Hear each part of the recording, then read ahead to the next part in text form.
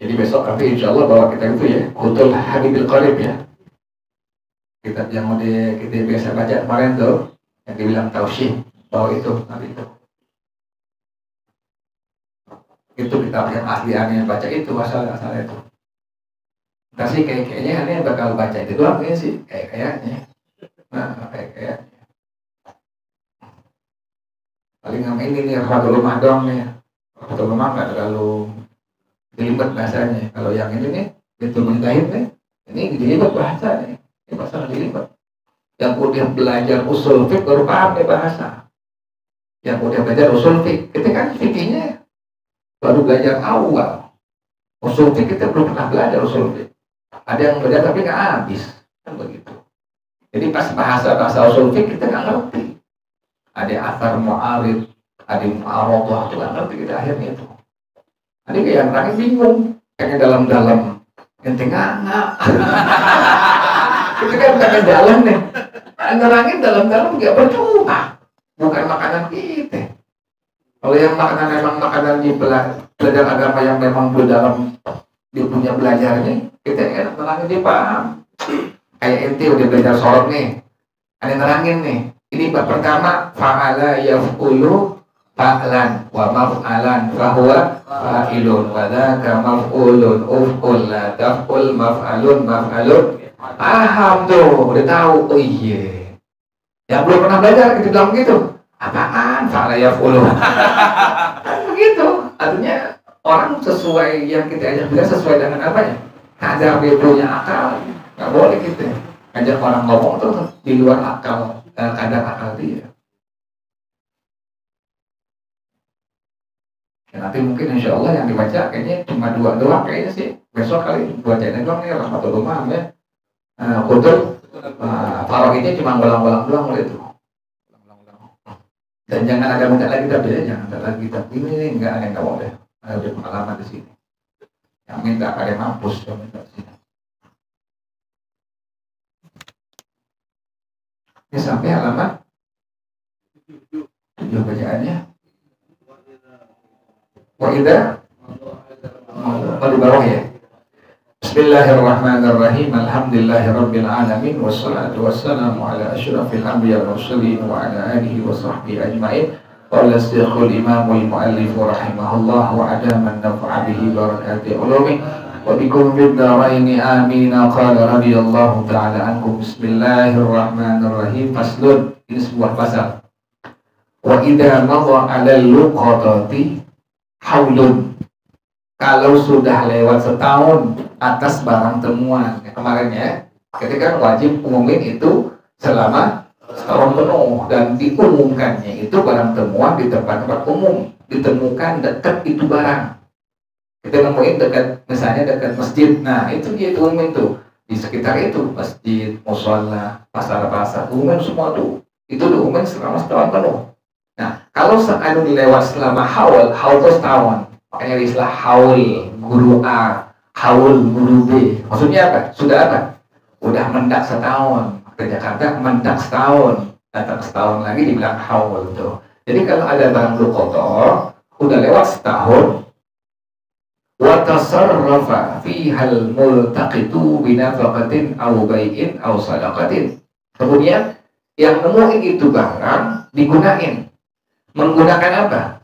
Menggunakan binafaqatin. Itu dibelanjain tuh barang temuannya, dijual, aw bai'in atau dijual, aw sadaqatin atau disedekahin. Jadi boleh tidak, misalnya bini dia perlu dibuat jadikan sebagai nafkah bininya, boleh. Jadi syaratnya yang penting udah apa dari itu? Umur selama setahun tuh. Udah kelewat setahun, yang nemuin dia menggunakan itu barang temuan binafaqatin, buat nafkah bininya misalnya, atau nafkah anaknya, atau bai'in atau diapain? Dijual atau barang. Au sadaqatin atau disedekahin ke barang. Nah, bagaimana ini hukumnya nih? Fali sahibiha idza jaa, maka bagi empunya barang, orang yang punya itu barang, idza jaa, kalau dia datang, an yakhudha qimataha yauma tamallukiha, boleh meminta mengambil harga itu barang, tapi ingat yauma tamallukiha, waktu itu orang yang nemuin barang memiliki itu barang. Apa tuh kejadiannya tuh? Misalnya nemuin emas tahun 2021 misalnya tuh.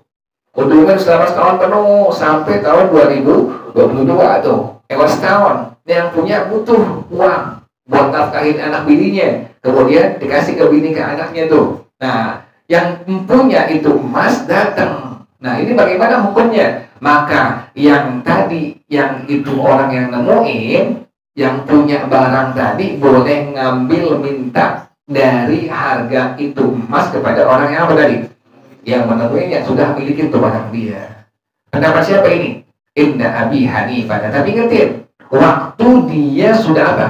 Memilikinya tuh. Jadi yang menemukan ini sudah memiliki, sudah dinafkahkan ke anak bininya atau sudah dijual atau sudah didekahkan tuh. Itu harga berapa itu emas tuh begitu? Ya, pendapat siapa ini? Inna Abi Hanifah wa Malik wa Syafi'i wa Ahmad. Jadi ijma ini. Menurut pendapat daripada Al-Imam Abu Hanifah, Al-Imam Malik, Al-Imam Asy-Syafi'i, Al-Imam Ahmad bin Hanbal radhiyallahu anhum. Jadi ijma ulama demikian. Kalau seandainya ada orang yang nemuin barang, kemudian sudah lewat setahun diumumkan, maka si orang yang punya barang, orang yang tadi menemukan tadi diperbolehkan tadi apa? Menggunakan barang temuan tadi bisa untuk nafkah anak bini, bisa untuk dijual, bisa untuk disedekahin. Tapi pas datang yang punya barang tersebut, misalnya yang emas, yang punya emas tadi itu tidak datang, maka orang yang punya emas tadi boleh meminta mengambil harga dari emas itu kapan? Waktu orang yang nemuin barang itu memiliki barangnya tuh. 2002 baru dijual. Itu emas 2002 yang 23 karat berapa segramnya tuh begitu. Nah, orang yang tadi nemuin yang udah pakai barang itu langsung ganti seharga itu. Begitu saja tuh. Ini pendapat siapa? Ijma ulama. Pendapat daripada Al-Imam Abu Hanifah, Al-Imam Malik, Al-Imam Asy-Syafi'i, Al-Imam Ahmad bin Hanbal radhiyallahu anhum ajma'in. Pendapat yang kedua, waqala Dawud, berkata Al-Imam Dawud Az-Zahiri radhiyallahu taala anhu, laisa lahu syai'un, enggak ada kewajiban baginya sesuatu apapun. Wa idza ja'a sahibul luqatati, maka apabila datang orang yang punya barang, fa'aqtara alamataha wa wasfaha, dan dia memberikan tanda dan sifat-sifatnya, dia tahu ciri-cirinya. Ini emasnya bentuknya cincin, kemudian ada bacaannya, kemudian emasnya itu bentuk cincinnya adalah misalnya ada huruf A-nya atau ada geriginya, dia tahu tuh semua tandanya dengan cincinnya, dia tahu, dibilangin semua kepada orang yang menemukan emasnya dia. Ini bagaimana hukumnya? Wajib 'alal multaqiti inda Malikin wa Ahmad an yadfa'aha ilaihi wa la yukallifahu bayyinatan. Maka wajib atas orang yang menemukan barang tadi, menurut pendapat daripada Imam Malik, Imam Ahmad radhiyallahu taala anhuma, untuk apa wajibnya? Menyerahkan barang temuan tersebut kepadanya dan tidak perlu membebankan untuk mendatangkan saksi-saksi. Itu bayinah. Kalau di kita pada kalimat bayinah itu artinya bukan bukti, tapi apa? Saksi-saksi itu. Kalau di kita pada kalimat bayinah, bisa bayinatun, bisa bayinatin, bisa bayinatan, itu bukan saksi, bukan apa? Bukan bukti, tapi artinya saksi-saksi. Dan dia tidak perlu membebankan si orang yang punya barang untuk mendatangkan saksi-saksi. Kan jelas tuh, dibilangin emas saya bentuknya cincin, kemudian ada bacaannya, tulisannya di bawahnya, kemudian atasnya ada geriginya, dia tahu semua tuh, ciri-cirinya tahu, emang dia punya. Nah, si orang yang nemuin barang wajib apa? Mengembalikan langsung kepada orang tadi yang dia ngakuin barangnya, dan nggak perlu itu orang membebankan agar yang punya emas tadi atau barang tadi untuk apa? Mendatangkan saksi-saksi, nggak perlu tuh. Ini pendapat daripada Imam Malik, Imam Ahmad bin Hanbal radhiyallahu taala anhuma. Wa qala Abu Hanifah wa Syafi'i, berkata Imam Abu Hanifah, Al-Imam Asy-Syafi'i radhiyallahu taala anhuma, la yalzamuhu dzalika, semuanya itu nggak wajib kepadanya. Illa, kecuali bibayyinatin, kecuali ada saksi-saksi. Jadi Imam Abu Hanifah dengan madhab kita, madhab Imam Asy-Syafi'i radhiyallahu ta'ala anhuma, jadi bisa menjadi wajib itu semua tadi, yang nemuin barang tadi wajib mengembalikan kepada yang punya barang tadi, harus disertai dengan apa? Saksi-saksi. Itu ada saksinya, disebutin barang dengan ciri yang benar, tapi ada apanya? Saksinya bilang, iya berkata barang dia itu, maka baru si orang yang nemuin tadi wajib untuk apa? Mengembalikan barang temuan kepadanya. Ini pendapat dari Al-Imam Abu Hanifah dan madhab kita Al-Imam Asy-Syafi'i radhiyallahu ta'ala anhuma, wallahu a'lam bissawab. Allahumma inni istawda'tuka ma qara'tu wa ma sami'tu fardudhu ilayya 'inda hajati ilayhi, wa sallallahu ala sayyidina Muhammadin wa ala alihi wa sahbihi wa sallam, walhamdulillahi rabbil alamin. Subhanakallahumma wa bihamdika asyhadu an la ilaha illa anta astaghfiruka wa atubu ilaik. Alhamdulillah ala ni'amillah, alhamdulillah ala barakatillah, alhamdulillah hamdan yuwafi ni'amahu wa yukafi'u mazidah, walhamdulillahi rabbil alamin. Ya Rasulullah,